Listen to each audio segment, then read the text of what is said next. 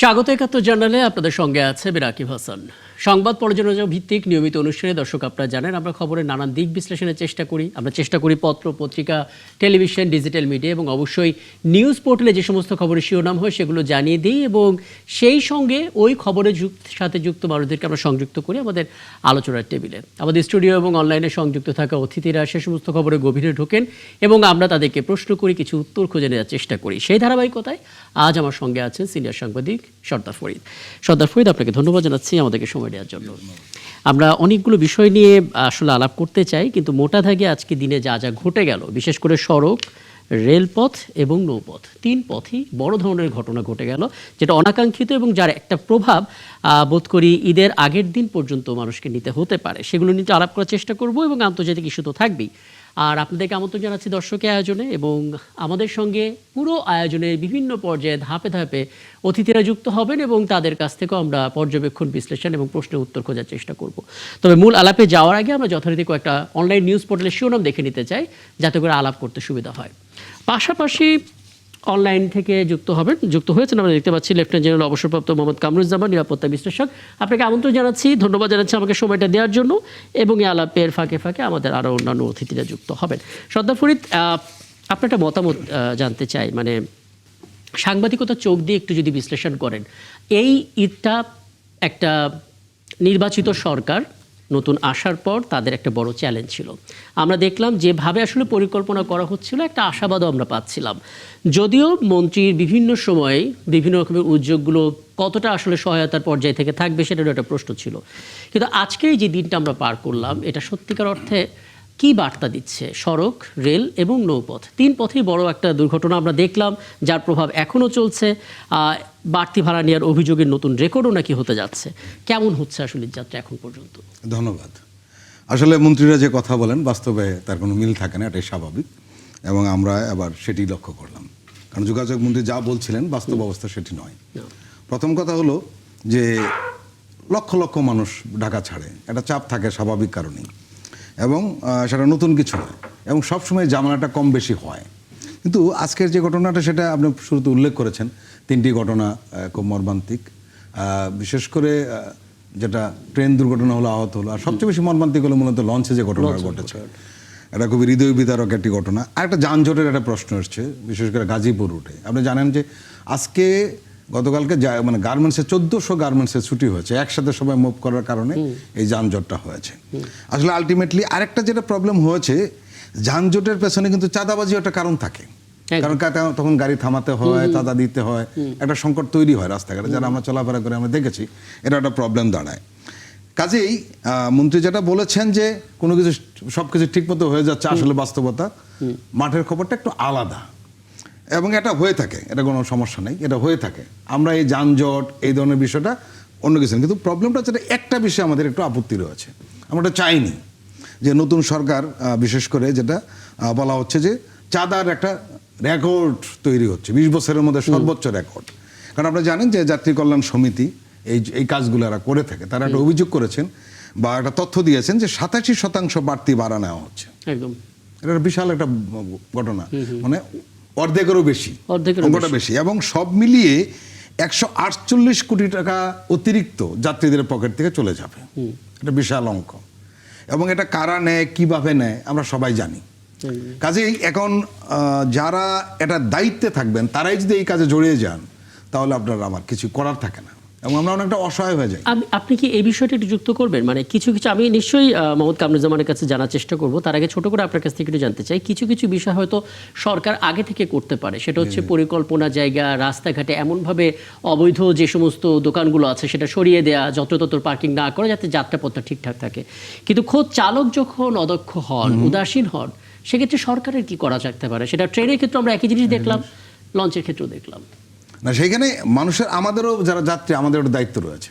বিশেষ করে লঞ্চের ব্যাপারটা যেটা বললাম, সেখানে আমরা কিন্তু খুব দায়িত্বশীলের পরিচয় দেইনি। ঠিক এইভাবে নৌকায় করে লঞ্চে ওঠার চেষ্টা করাটা নতুন কিছু না, কিন্তু অনেকবার কিন্তু এই দুর্ঘটনা অতীতে ঘটেছে, আমরা দেখেছি।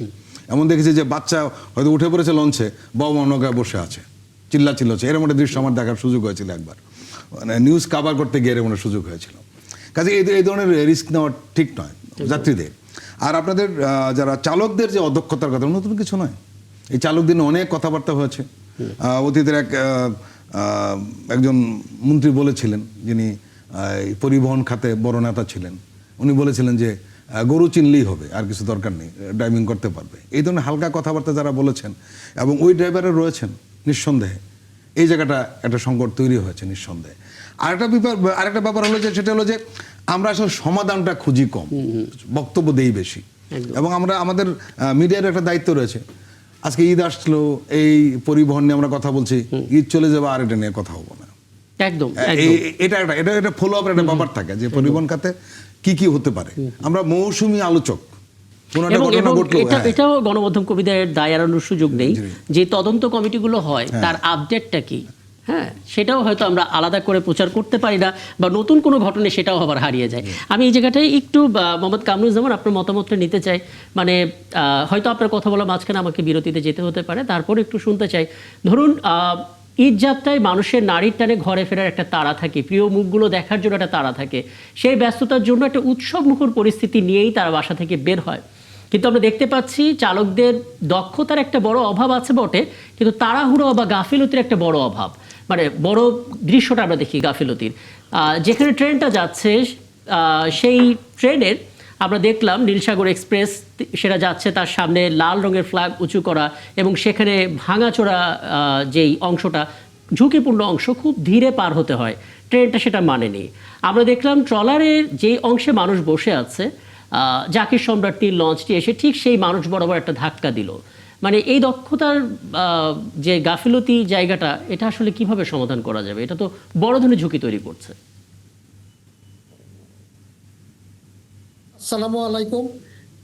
আপনার যেই প্রশ্ন, এটার উত্তর আসলে একটা সামষ্টিক সলিউশন।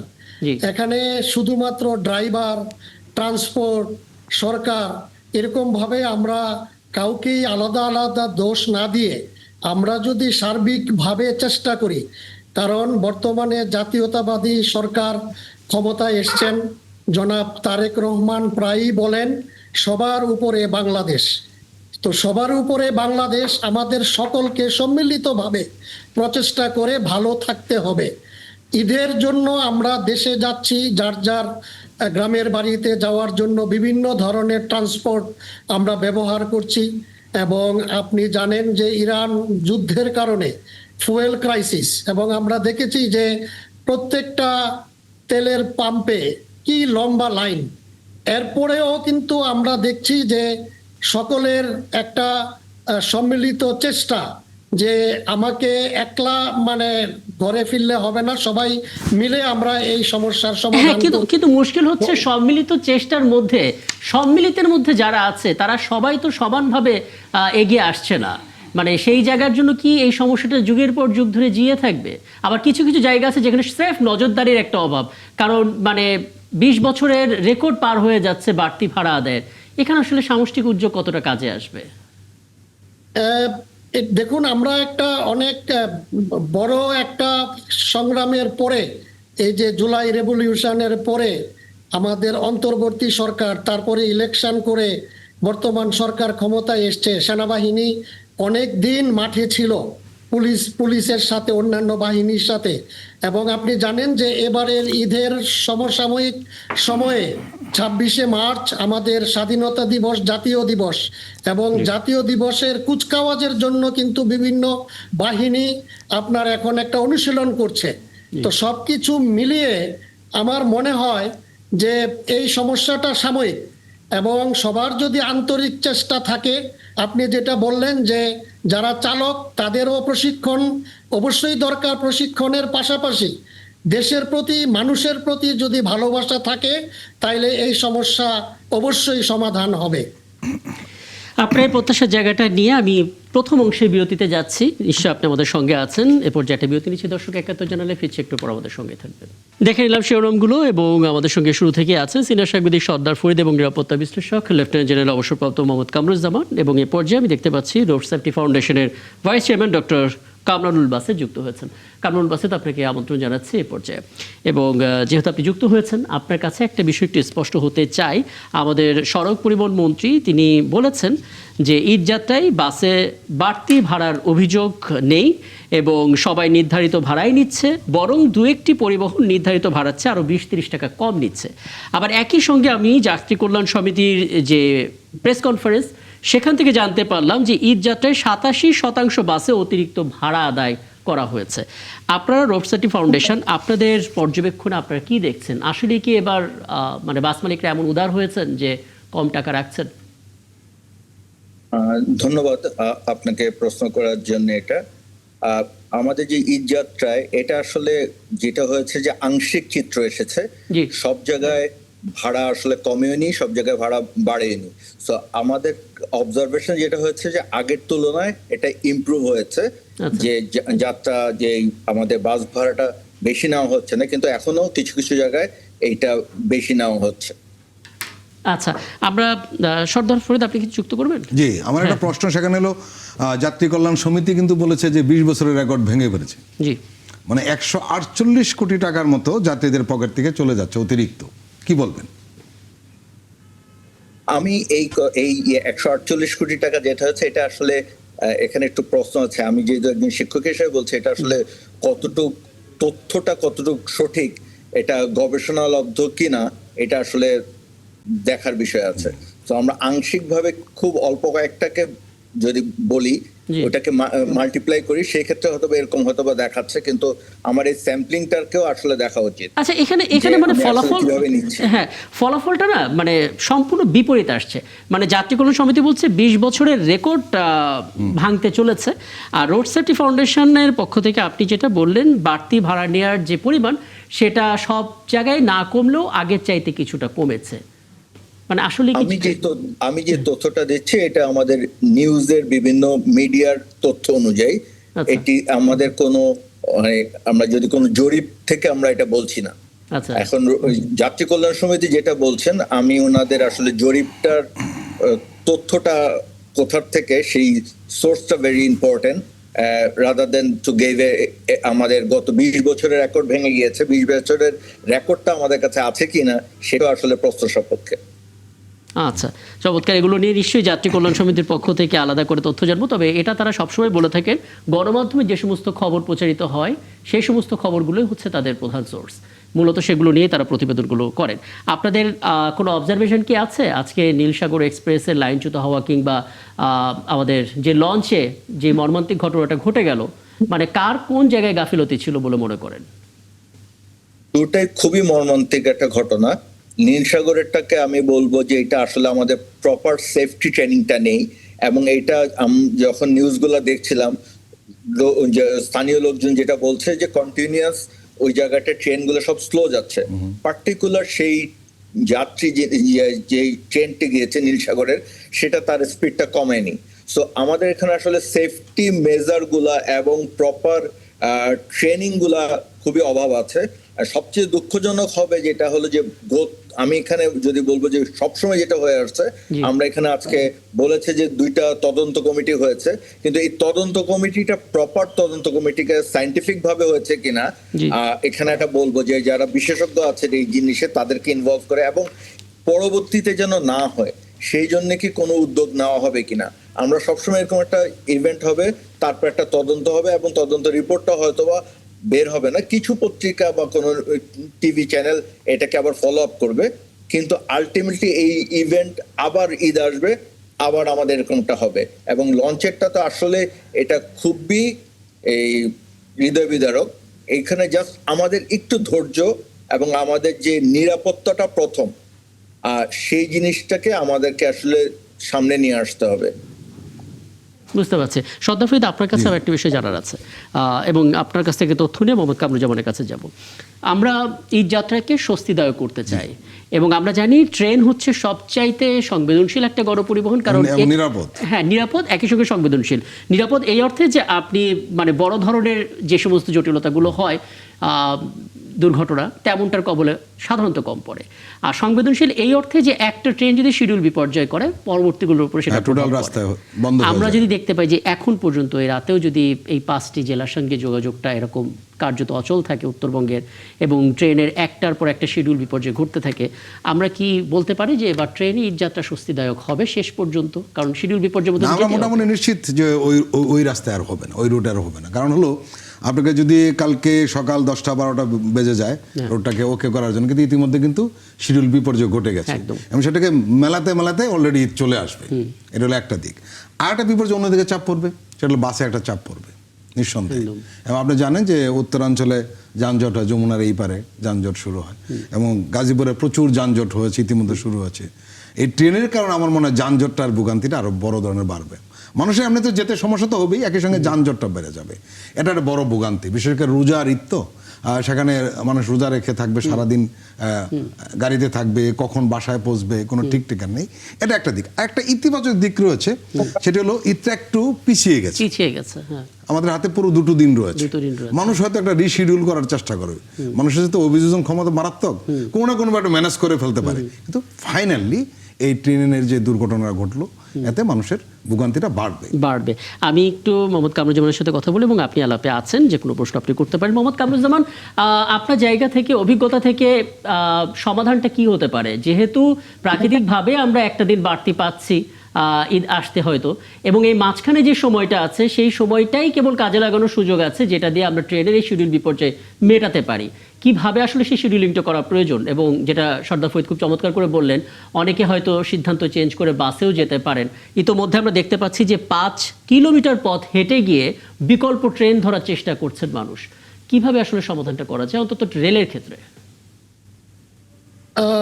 জাতীয়তাবাদী সরকার কিন্তু ওনাদের একটা স্লোগান হলো যে সবার উপরে বাংলাদেশ, এরপরে ওনারা বলেন নিরাপদ জীবন। তো নিরাপদ জীবনের জন্য আমরা এই যে road transport, rail transport, water transport, এগুলোর মধ্যে আগেও আমরা দেখেছি অ্যাক্সিডেন্ট হয়েছে, এবারও আমরা দেখছি। তো আমাদের জনসংখ্যার তুলনায় আমাদের ট্রান্সপোর্টের কমতি আছে। বাট আমরা দেখলাম যে এবার বিভিন্ন স্কুল, কলেজ, বিশ্ববিদ্যালয় এগুলো কিন্তু একটু আগে বন্ধ হয়ে গেছে, যাতে ছাত্রছাত্রীরা আগে বাড়িতে যেতে পারে। পরবর্তীতে আপনার সরকারি কর্মকর্তা কর্মচারীদের জন্য ছুটি হলো গতকাল। তো সবকিছু মিলে এরকম আপনার টাইমিং এর একটা ডিফারেন্স করে বিভিন্ন ট্রান্সপোর্টগুলোতে যাতে চাপ কমানো যায়। কিন্তু আমি যেটা মনে করি যে নিরাপদ সড়ক, নিরাপদ ট্রান্সপোর্টেশনের জন্য আমরা আগে দেখেছি যে আমাদের দেশে আইনগুলো অত্যন্ত কার্যকর আইন, কোর্ট অফ ইনকোয়ারি হয়, মানে বিভিন্ন দুর্ঘটনার কিন্তু আপনার হয় যে কিভাবে হলো, কে দায়ী। কিন্তু এরপরে যেটা হওয়া দরকার যে দায়ী ব্যক্তিদেরকে শাস্তি দেওয়া, মানে আমরা রুল অফ ল তখনই। এটা আমরা দেখেছি শুধুমাত্র সড়কের ক্ষেত্রে না, প্রায় প্রতিটি ক্ষেত্রে আমাদের উপযুক্ত আইন আছে। হ্যাঁ, জি, প্রতিটি ক্ষেত্রে যারা এই দুর্ঘটনা ঘটানোর জন্য দায়ী, এটা হতে পারে চালক, হতে পারে রাস্তার কন্ডিশনের জন্য যিনি দায়ী, এই দায়ী ব্যক্তিদেরকে যদি আমরা শাস্তির আওতায় আনি, তাইলেই ভবিষ্যতে আমাদের এই ট্রান্সপোর্টেশন সেফটিটা এনশিওর হবে বলে আমি মনে করি। একদম। আমি একটু ডক্টর কামরুল বাসেত আপনার কাছে আসি। আমরা আসলে গাজীপুর অংশটাকে সব সময় একটা হটস্পট হিসেবে চিন্তা করে, অন্তত ঈদ যাত্রায় যারা আসলে গ্রামে যাবেন তাদের ক্ষেত্রে, কারণ এই জায়গাটাকে ঘিরে নানামুখী যানজট তৈরি হয়, সবচাইতে বেশি সময়টা আসলে এখানে নষ্ট হয়। এবং আমরা দেখলাম সেটার জন্য আসলে স্থানীয় পুলিশ কর্মকর্তা যারা আছেন হাইওয়ে, তাদের অনেকে ছুটি বাতিল করা হয়েছে, তারা বেশি সময় ধরে কাজ করছেন, অবৈধ পার্কিং এবং যে সমস্ত বাজারগুলো আছে সেগুলো সরানোর চেষ্টা করছেন। কিন্তু তারপরেও আসলে গাজীপুর মহাসড়কে 20 কিলোমিটার দীর্ঘ যানজট, ঘন্টার পর ঘন্টা বসে আছেন মানুষের সেই পুরাতন ভোগান্তি। কোথায় আসলে কাজ করার সুযোগ ছিল যেটা আমরা করিনি, যে কারণে পুরাতন চিত্রটা আবার দেখতে হচ্ছে? Very nicely asked. এই প্রশ্নটা যেটা হলো যে আমরা কিন্তু জানি এখানে একটা প্রবলেম হয়, আমরা সবসময় এই উদ্যোগটা নিয়ে শেষ মুহূর্তে যখন নেওয়া হয়, তখন ওই আরবান প্ল্যানিং যারা ট্রান্সপোর্ট প্ল্যানার আছে তাদেরকে আমরা ইনভলভ করি না।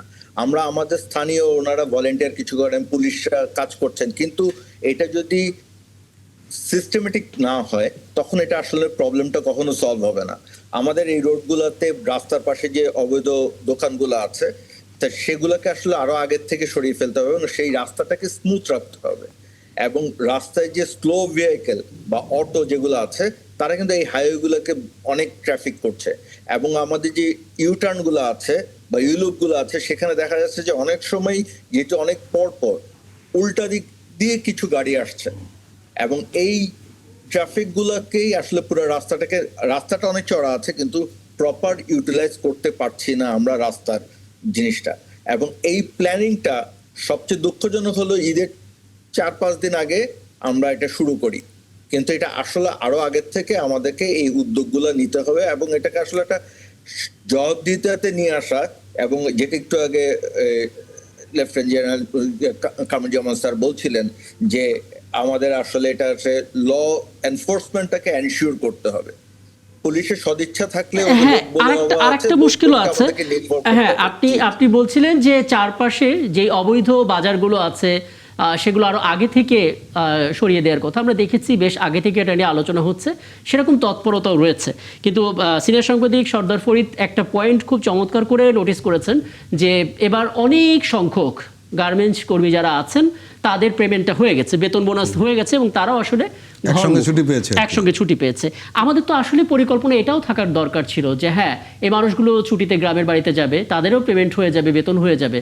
আমরা কি সেই জায়গাটাও ভুল করে ফেললাম? আমাদের আসলে আমি যেটা বলছি এটা আমরা হলিস্টিকলি চিন্তা করি না, আমরা যে যার সেক্টরে কথা বলি। আমি আজকে নিউজ দেখছিলাম, কিছু পুরানো নিউজে মন্ত্রী মহোদয় 6 তারিখে এটা নিয়ে আলোচনা শুরু করেছেন। জি, সো ইটস টু আর্লি।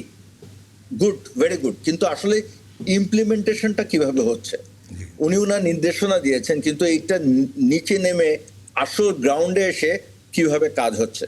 তো আমাদের we are say that new government তাদের একটা পলিটিক্যাল উইল থাকতে হবে। সো এই ওনাদের পলিটিক্যাল উইলটা দেখাচ্ছেন, কিন্তু স্থানীয় পর্যায়ে যারা কর্মী আছে বা সরকারি কর্মকর্তা আছে তাদেরকে আসলে এটা প্রপার ইমপ্লিমেন্ট করতে হবে। স্পেশালি আমাদের এনফোর্সমেন্টটা, আমাদের অনেক ল আছে, অনেক কিছু আছে, কিন্তু এনফোর্সমেন্টটা অনেক দুর্বল। এনফোর্সমেন্টটা অনেক দুর্বল। এবং এখানে কি কোনো সাজেশন দিতে পারেন সর্দার ফরিদ আপনার কাজের অভিজ্ঞতা থেকে?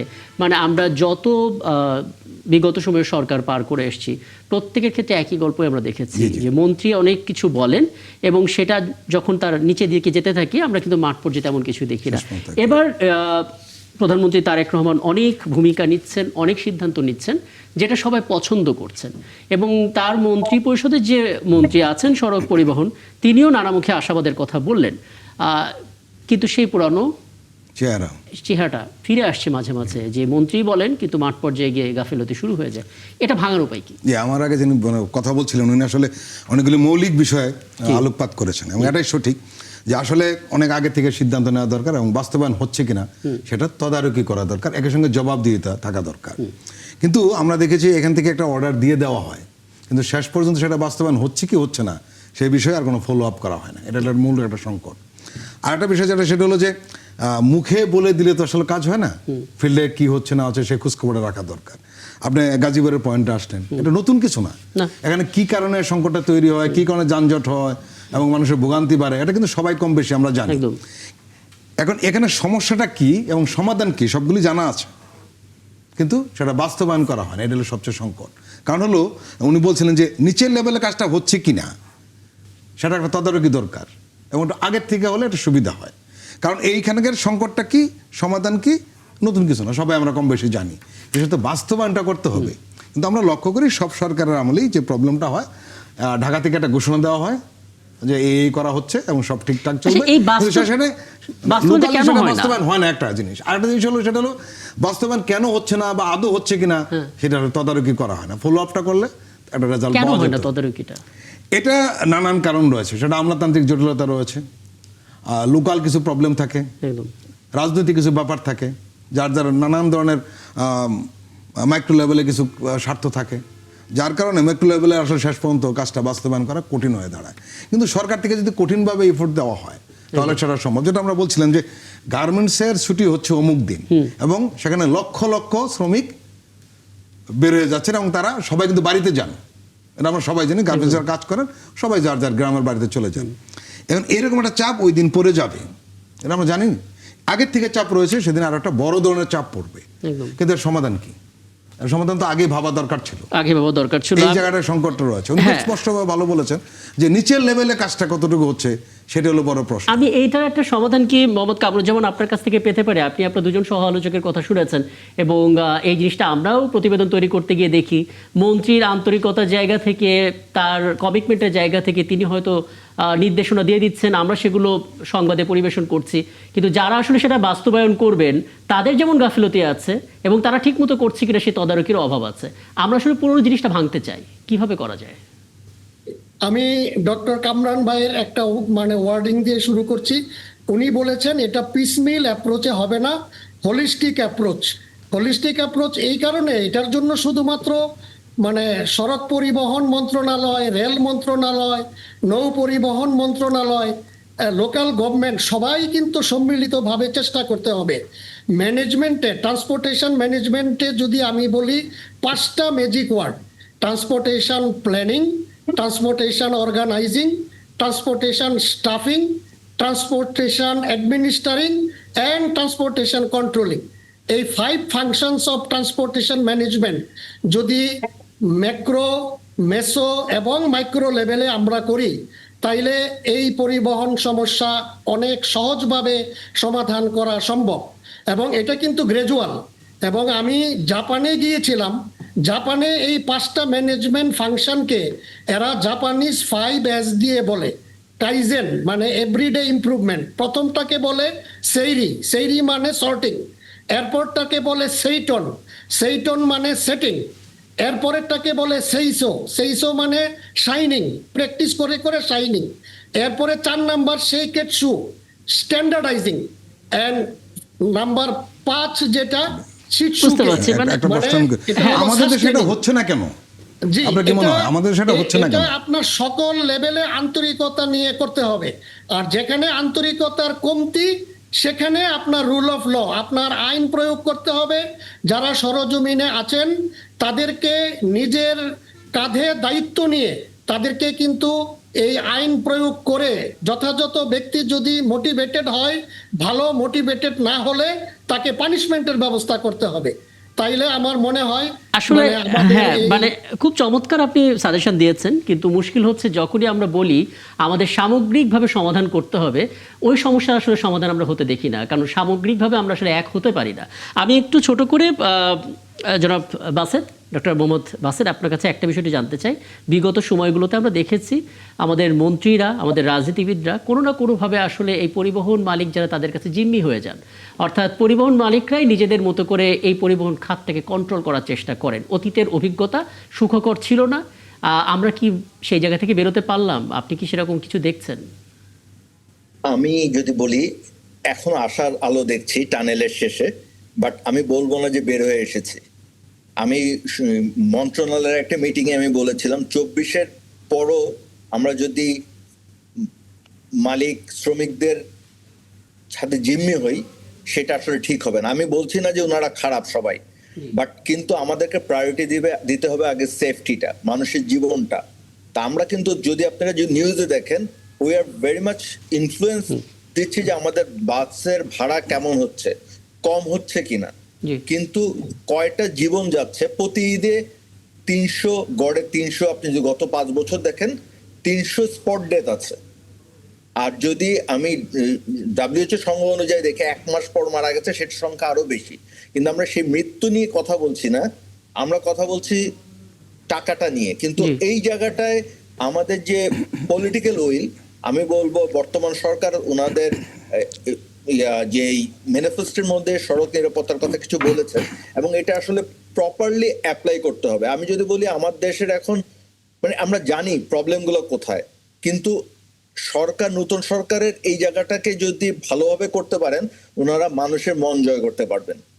So this is very vital.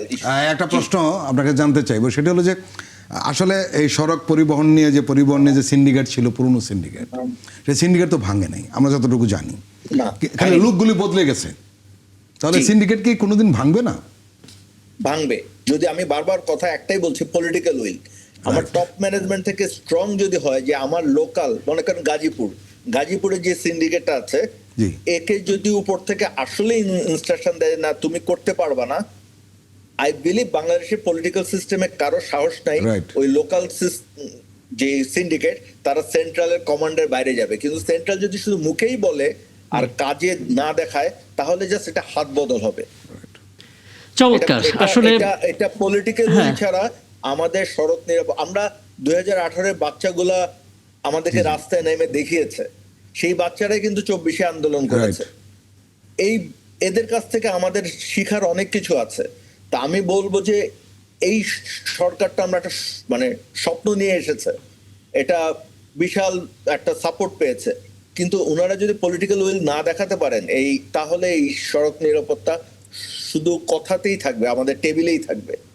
আসলে এটা একটা ইতিবাচক দিক, আমরা এটা বলতে পারি মনে হয় সর্দার ফরিদ, যে আমাদের যে পলিটিক্যাল উইং ঠিক করতে হবে, এটা তো বিগত সময় আমরা বলতেও পারিনি। এবার তো আমরা সেই জিনিসটা বেশ জোর গলায় বলতে পারছি, এটাও একটা ভালো খবর। এবং হ্যাঁ, আমরা যেই খারাপ খবরগুলো আসলে গতকাল দেখে এলাম, যেহেতু রাত 12টা বেজে গেছে, গতকাল দেখে এলাম সড়ক, রেল এবং নৌপথে এরকমটা যেন না হয় তেমন প্রত্যাশা থাকবে। এবং এখানে আসলে বাড়তি ভাড়া নেওয়া হলো কিনা, চাঁদাবাজির ঘটনা কতটুকু ঘটলো, সে অঙ্কটাও নিশ্চয়ই রোড সেফটি ফাউন্ডেশন যদি করে থাকে সেগুলো নিয়ে পরবর্তীতে কথা বলার সুযোগ হবে। অনেক ধন্যবাদ ডক্টর কামরুল বাসেদ আমাদেরকে সময় দেওয়ার জন্য। কিছু যুক্ত করবেন সব শেষ ছোট করে? 2 মাস পরেই আমাদের আরেকটা ঈদ আসবে, আমরা আবার মিটিং করব। আমরা এবারের যে শিক্ষাটা নিয়ে আগামী 2 মাসের জন্য প্ল্যান করে সরকার, যে উদ্বোধন কর্মকর্তারা আছেন এবং রাজনৈতিক নেতৃত্ববৃন্দ, তো আমরা চাই কোরবানি ঈদে যেন আরো বেশি লোক বাড়িতে যাবে, সেটা যেন আমরা কোনো প্রাণ বা এই ক্ষতির সম্মুখীন বা যানজটের সম্মুখীন না হই। ধন্যবাদ আপনাকে, অনেক ধন্যবাদ আপনার এই কার্যকর পরামর্শগুলো নিয়ে। নিশ্চয়ই সামনে কোনো আলোচনা করা হবে। আরো একটা বিরতি নিচ্ছি দর্শক, একাত্তর জানালে ফিরছি একটু পর, আমাদের সঙ্গে থাকবে। আরও একবার আমন্ত্রণ জানাচ্ছে একাত্তর জানালে, এবং আমরা আলাপে ফিরবো। তবে তার আগে সকালে যে পত্রিকাগুলো আপনারা হাতে পাবেন তার কয়েকটি অগ্রিম শিরোনামগুলো একটু জানিয়ে দিতে চাই। আমরা যুগান্তর দেখতে পাচ্ছি, ইসরায়েলে ক্লাস্টার ওয়ারহেড দিয়ে হামলা, ভয়ঙ্কর প্রতিশোধের হুমকি ইরানের। আমার হাতে যেই তথ্যটা আছে, তারা আসলে শব্দের প্রায় 12 গুণ গতির, শব্দের চেয়ে 12 গুণ গতির ড্যান্সিং মিসাইল নিক্ষেপ করবে ইরান, তেমন খবর আছে। এবং তেল আবিবের ট্রেন স্টেশন ইতিমধ্যে ক্ষতিগ্রস্ত, মধ্যাঞ্চলে বিস্ফোরণ, সবকিছু আসলে সকালে পত্রিকা হাতে পাওয়ার পর আপনারা দেখবেন।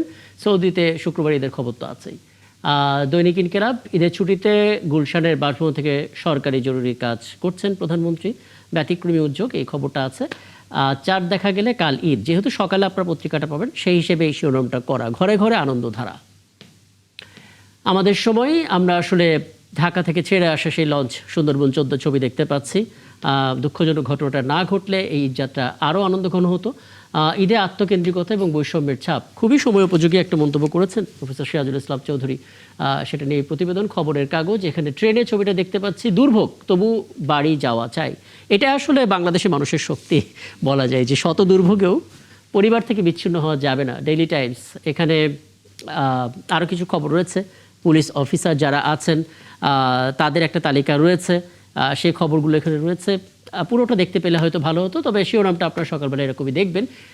আমরা দেখে নিলাম। আমরা একটু আন্তর্জাতিক অঙ্গন নিয়ে কথা বলতে চাই, এবং আমি একটু আপডেটটা নেই মোহাম্মদ কামরুজ্জামান আপনার কাছে। আমরা আসলে বলছিলাম এখন পর্যন্ত ইরান তাদের একের পর এক শীর্ষ কর্মকর্তাদের হারিয়েছে। সর্বোচ্চ ধর্মীয় নেতাকে যেমন হারিয়েছে, তার ডান হাত যাকে বলা হয় লারিজানি, তাকেও হারালো।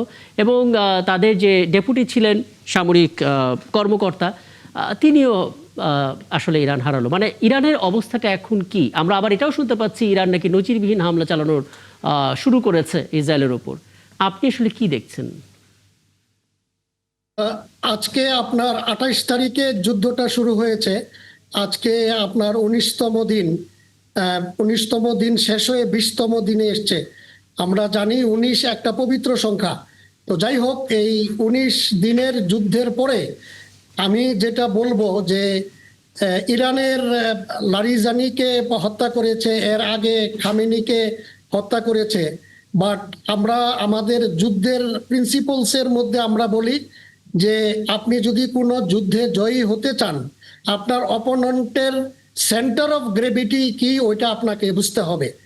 আমার তো মনে হয় যে ইরানের সেন্টার অফ গ্রেভিটি হলো তার মোটিভেটেড পপুলেশন।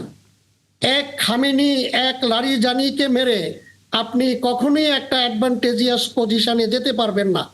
ইরানিরা কিন্তু এই যুদ্ধের জন্য মানসিক এবং শারীরিকভাবে প্রস্তুত ছিল। তারা জানতো যে এরকম একটা আক্রমণ তাদের উপরে হবে, এবং আমরা এর আগে যে 2025 সালের জুন মাসে আমরা দেখেছি 12 দিনের যুদ্ধ, এরপরে এখন 19তম দিন ক্রস করে 20তম দিনে গেছে। এই 1-2 ব্যক্তির মৃত্যু যদিও অনেক বেদনাদায়ক, দুঃখজনক, বাট এতে ইরানের কোনো মানে সামরিক পজিশন বা তার অ্যাডভান্টেজকে মানে ব্যাহাত করার কোনো আমি মানে কোনো দেখছি না। বরঞ্চ আমার মনে হয় এই ধরনের তাদের নেতাদের হারিয়ে তাদের মধ্যে প্রতিশোধ স্পৃহা, যুদ্ধ চালিয়ে যাওয়ার স্পৃহা আরো দিন দিন শক্ত হচ্ছে। এবং আপনি দেখছেন যে মানে একের পর এক একটা প্রশ্ন আপনাকে করতে চাই, সেটি হলো যে ইরান যে লড়াইটা করছে এটা পরাশক্তির সঙ্গে নিঃসন্দেহে একটা বড় ঘটনা। আপনি বলছিলেন 20তম দিন শুরু হলো, কিন্তু এখানে একটা প্রশ্ন কিন্তু অনেকের মধ্যেই উদয় হয়েছে, সেটি হলো যে ইরানের যে যে বড় বড় নেতারা বা দায়িত্বশীল ব্যক্তিরা নিহত হয়ে যাচ্ছেন, এর প্রতিরোধটা কি করা সম্ভব না, বা কেন হচ্ছেন? এটাকে ইরান সেভ করতে পারছে না তাদেরকে? এই প্রশ্ন কিন্তু উঠেছে।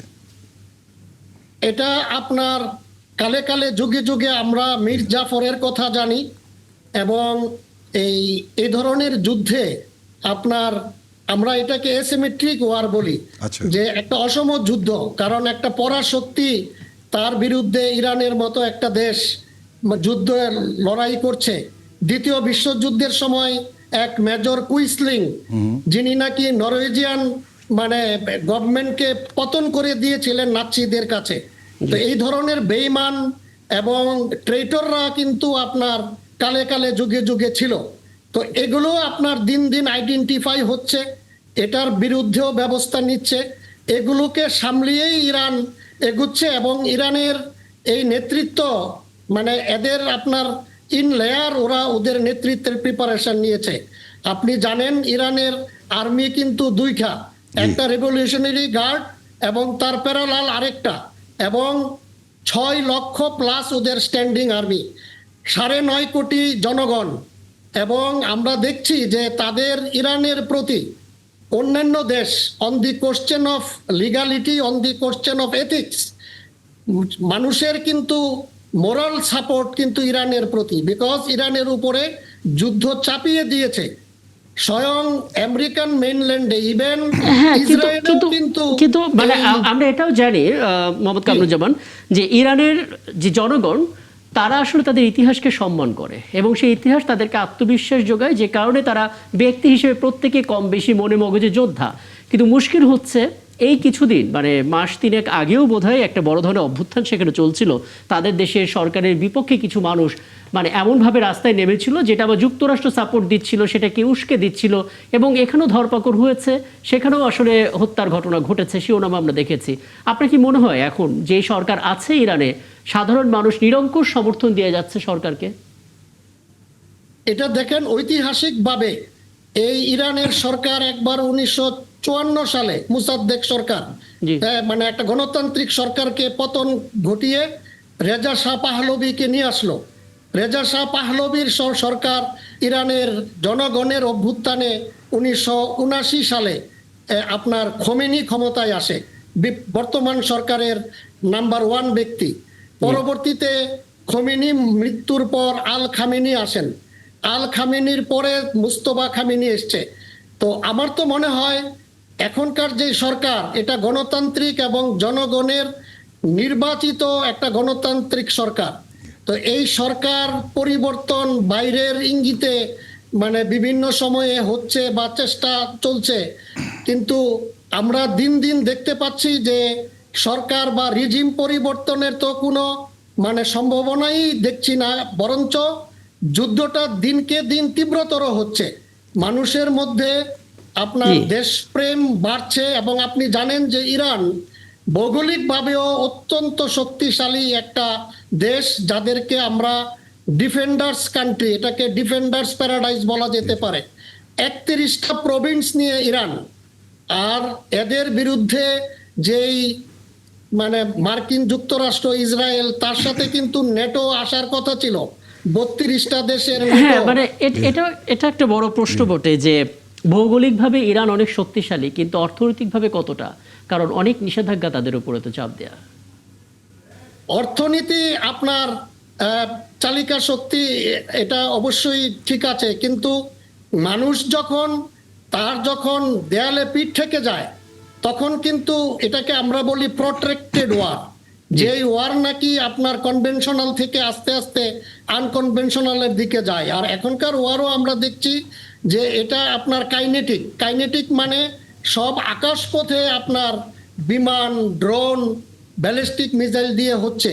বাট ফিজিক্যালি আপনি যদি কোনো দেশের কোনো এলাকা ফিজিক্যালি যতক্ষণ পর্যন্ত আপনি দখল করতে না পারবেন, ততক্ষণ পর্যন্ত আপনি কিন্তু বলতে পারবেন না যে আপনি এই যুদ্ধে জয়ী।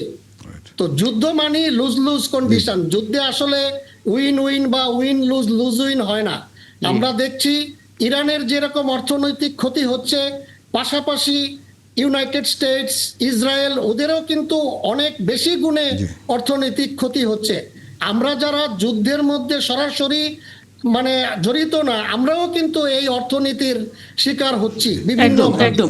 আমি সর্দার ফরিদ, একটা বিষয় একটু ছোট করে আপনার কাছে জানতে চাই। যতটুকু আসলে আন্তর্জাতিক গণমাধ্যমে আসছে, দুই ধরনের ন্যারেটিভ আছে। পশ্চিমা গণমাধ্যমগুলো ধরলে ইরান বলে এখন আর কিছু নেই, এখন সময়ের শেষ সময় পার করছে ইরান। আর আল জাজিরা দেখলে আমরা জানতে পারছি যে ইরান আসলে নতুন নতুন টেকনোলজি দিয়ে হামলা চালানোর কথা বলছে, ডান্সিং মিসাইলের কথাও আমরা শুনতে পাচ্ছি। ওদিকে ডোনাল্ড ট্রাম্প বলে দিলেন অবশিষ্ট যা আছে ইরানের সেটাও শেষ করে দেওয়া হবে। অবশিষ্ট বলতে আসলে কি বোঝাতে চাচ্ছেন? আচ্ছা, প্রথম কথা হলো ট্রাম্পের কথা আর কোনো আমলে নেওয়া ঠিক হবে না। আপনাকে একটা খবর দিই, একটা সেন্সিটিভ খবর। সেটা হলো ডেমোক্রেট এবং রিপাবলিকান অনেক সেনেটর কিন্তু একজন আলোচনা চলছে আমেরিকাতে।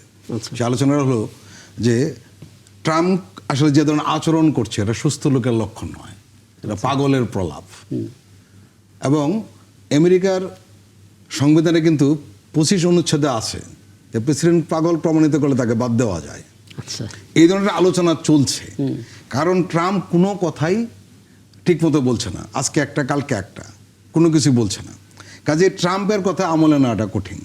এবং সবচেয়ে বড় কথা যেটা জেনারেল কামরুজ্জামান উল্লেখ করেছিলেন, সেটা হলো যে নেটো কিন্তু তার কথা শুনছে না, কেউ তার পাশে দাঁড়ায়নি, মিত্রদেরও কিন্তু উস্কে দিয়েছেন। হ্যাঁ, এবং কেউ পাশে দাঁড়ায়নি। বরঞ্চ আপনি জানেন ইতালি এবং ফ্রান্সের মতো দেশ হরমুজ প্রণালী দিয়ে তাদের জ্বালানি আনার জন্য ইরানের সঙ্গে এক ধরনের অনানুষ্ঠানিক আলোচনা চালিয়ে যাচ্ছে। এটা একটা দিক। আর দিক, অলরেডি কিন্তু জ্বালানির দাম যে বৃদ্ধি মানে বেড়েছে, এতে আমেরিকাও সংকটে পড়েছে। এটা অলরেডি স্বীকার করেছে ভাইস প্রেসিডেন্ট জেডি ভ্যান্স। এর মানে হলো যেটা কামরুজ্জামান সাহেব বলছিলেন, কিন্তু স্বীকার করেছেন, কিন্তু প্রেসিডেন্ট যিনি ডোনাল্ড ট্রাম্প তিনি স্বীকার করছেন না। এবং এই যুদ্ধ নিয়ে কিন্তু দুজনের মধ্যে একটু মতভেদ রয়েছে। এবং আপনাকে একটা জিনিস বলি, এটা অনেকে হয়তো উল্লেখ করেন না, সেটা হলো যে রিপাবলিকানরাই সবচেয়ে ট্রাম্পকে এবং এই ভ্যান্সকে ভোট দিয়েছে তা নয়। অনেক লোকে এমনও ছিল যারা, এই দুজন লোক বলেছিল আমরা বাইরে কোনো যুদ্ধ করব না। অনেক আমেরিকান মানুষ, ঠিক আছে, বাইরে যদি যুদ্ধ না করে তাহলে এদেরকে ভোট দেওয়া যায়, কিন্তু দেখা যাচ্ছে উল্টো ফলাফল হচ্ছে।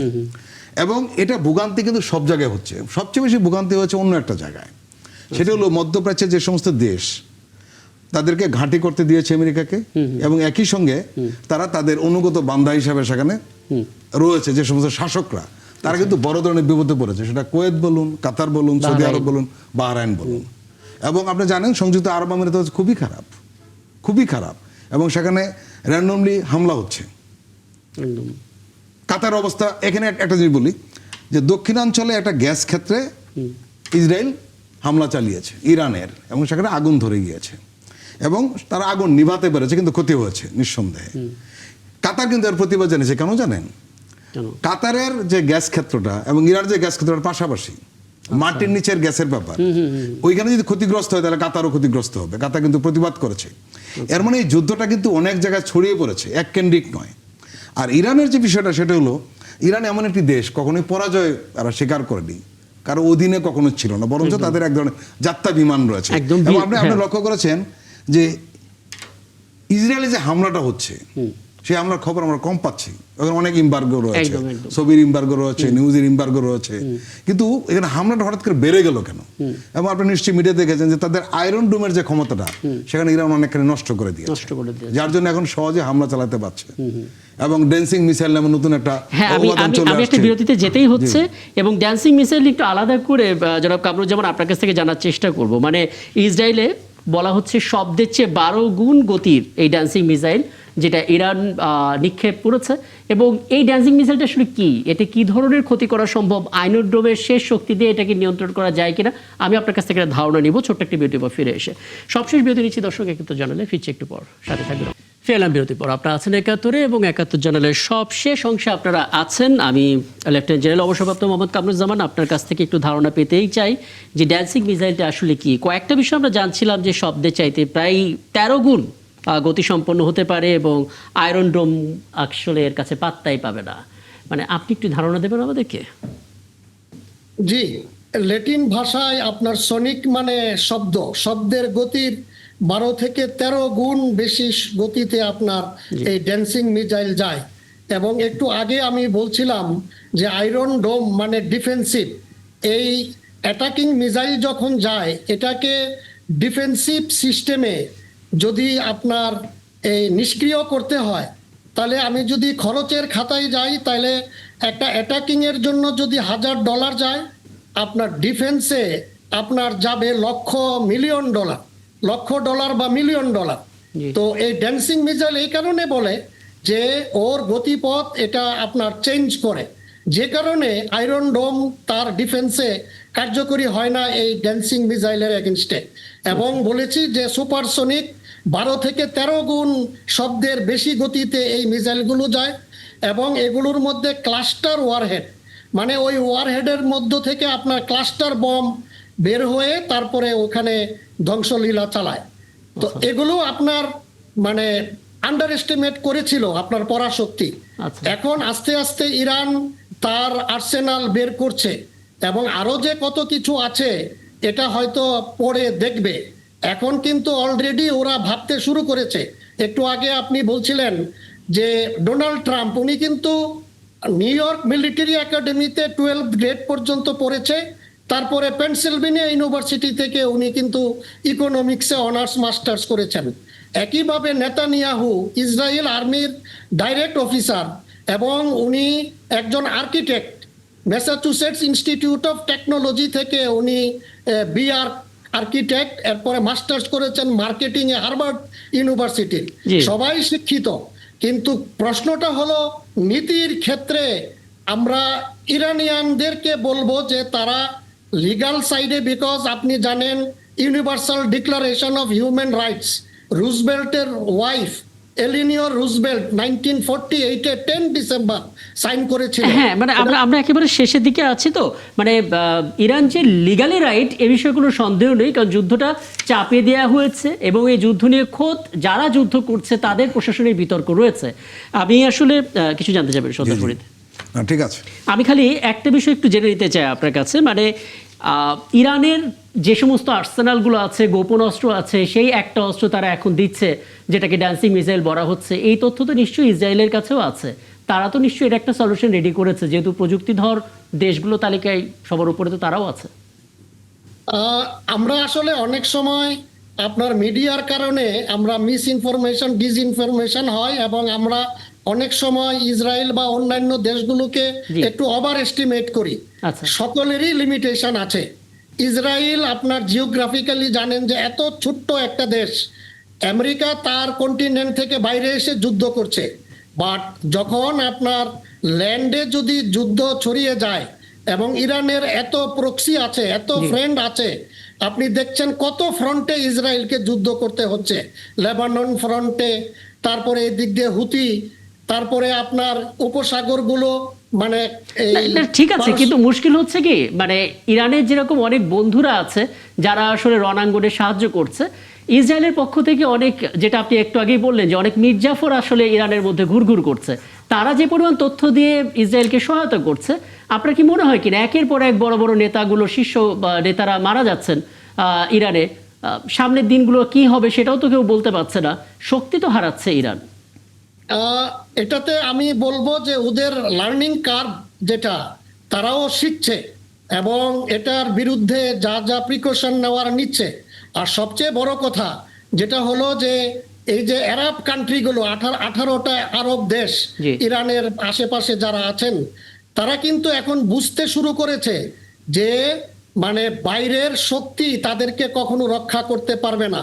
তাদেরকে নেইবারিং ইরানের সাথে যদি সুসম্পর্ক ওইভাবে ওরা তৈরি না করে, তাইলে তাদের নিরাপত্তা যে হুমকির মুখে বারবার পড়বে।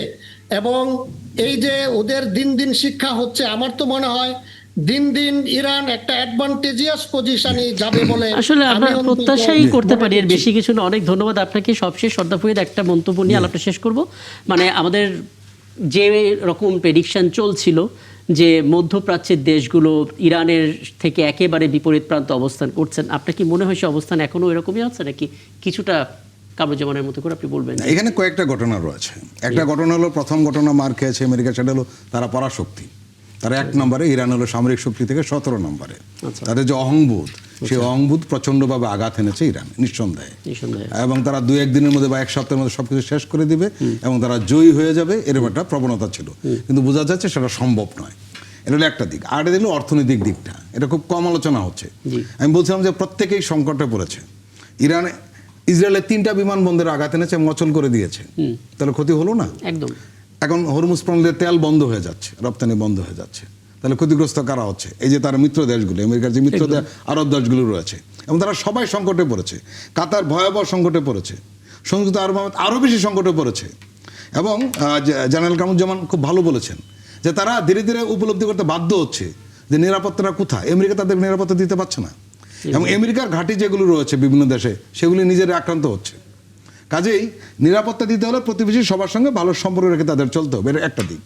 আর হলো যে ইসরায়েলের ব্যাপারে আপনি শুরুতে বলছিলেন, জেনারেল কামরুজ্জামানও বলছিলেন যে মিডিয়া আমরা এক পেশে খবর পাই। একদম। শুধু আল জাজিরা দেখলে মোটামুটি 2 পক্ষেরই চিত্রটা পাওয়া যায়, আর সবাই এক পক্ষের একটা চিত্র দেয়।